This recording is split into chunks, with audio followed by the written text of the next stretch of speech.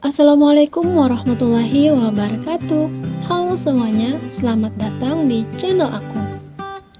Kali ini kita akan membahas bersama-sama mengenai perdagangan internasional.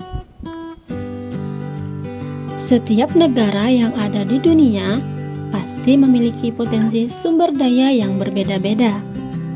Seperti negara Malaysia yang merupakan salah satu negara penghasil timah terbesar di Asia Tenggara. Malaysia bisa memproduksi timah hingga 3,61 ribu ton. Akan tetapi, negara Malaysia juga memerlukan sumber daya alam yang lain seperti karet. Di negara kita sendiri, Indonesia adalah negara penyumbang 21% dari produksi karet alam dunia. Perbedaan potensi sumber daya alam di antara kedua negara inilah yang menjadi faktor penyebab terjadinya perdagangan internasional. Malaysia memperdagangkan timah ke negara Indonesia, sedangkan Indonesia memperdagangkan karet ke Malaysia. Di dalam perdagangan internasional terdapat dua kegiatan, yaitu ekspor dan juga impor. Ekspor adalah kegiatan mengirim atau menjual barang dari dalam negeri ke luar negeri. Negara pelaku ekspor disebut eksportir. Sedangkan impor adalah kegiatan membeli barang dari luar negeri ke dalam negeri. Negara pelaku impor disebut importir.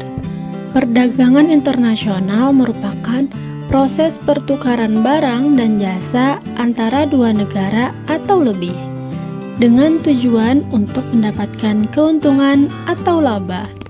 Apa saja ya faktor yang menjadi pendorong terjadinya perdagangan internasional? Yang pertama yaitu perbedaan sumber daya alam yang dimiliki setiap negara. Perbedaan potensi sumber daya alam ini dipengaruhi oleh luas daerah, letak geografis, dan iklim. Yang kedua yaitu perbedaan tingkat kualitas sumber daya manusia. Suatu negara yang memiliki kualitas sumber daya manusia yang lebih baik akan menghasilkan barang dan jasa dengan kualitas yang lebih baik. Yang ketiga yaitu perbedaan ilmu pengetahuan dan teknologi. Negara yang mampu menguasai pengetahuan dan teknologi akan mampu memproduksi barang dan jasa yang lebih banyak, bermutu, dan efisien dibandingkan dengan negara yang tidak menguasainya. Yang keempat yaitu perbedaan budaya setiap negara. Perbedaan budaya setiap negara sangat mempengaruhi barang yang dihasilkan. Contohnya seperti senin batik yang ada di Indonesia. Hal ini menjadi daya tarik tersendiri bagi negara lain untuk membeli barang tersebut.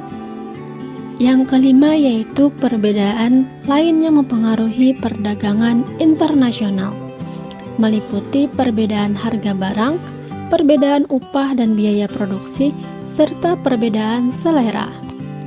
Apa saja ya manfaat perdagangan internasional? Yang pertama yaitu mempererat hubungan antar negara baik secara bilateral maupun multilateral. Yang kedua yaitu setiap negara dapat memenuhi kebutuhan barang dan jasa. Yang ketiga yaitu pendapatan negara meningkat melalui perolehan devisa. Yang keempat, memperluas lapangan kerja. Yang kelima, mendorong kegiatan produksi. Yang keenam, mendorong kemajuan ilmu dan teknologi di masing-masing negara. Apa saja ya hambatan perdagangan internasional? Yang pertama yaitu harga barang luar negeri yang lebih murah dari hasil produksi dalam negeri. Mengapa demikian? Hal itu terjadi karena adanya politik dumping. Politik dumping merupakan kebijakan menjual barang di luar negeri lebih murah dibanding dalam negeri. Yang kedua yaitu biaya masuk yang tinggi. Yang ketiga yaitu kebijakan proteksi, yaitu kebijakan untuk melindungi produk dalam negeri dari persaingan produk-produk impor dengan cara membatasi arus impor. Yang keempat yaitu kebijakan kuota. Kebijakan untuk membatasi jumlah ekspor dan impor dari suatu negara. Yang kelima yaitu pertentangan politik. Dan yang keenam, peperangan. Baiklah, itu tadi sedikit penjelasan mengenai perdagangan internasional. Jika Anda merasa kurang dengan materi yang saya paparkan, Anda bisa mulai mencari dan memahaminya kembali melalui buku, artikel atau jurnal, dan website yang Anda punya. Saya mengucapkan terima kasih atas waktu yang telah diluangkan untuk menonton video saya. Dan jangan lupa subscribe dan like video ini ya, jika kalian suka. Terima kasih.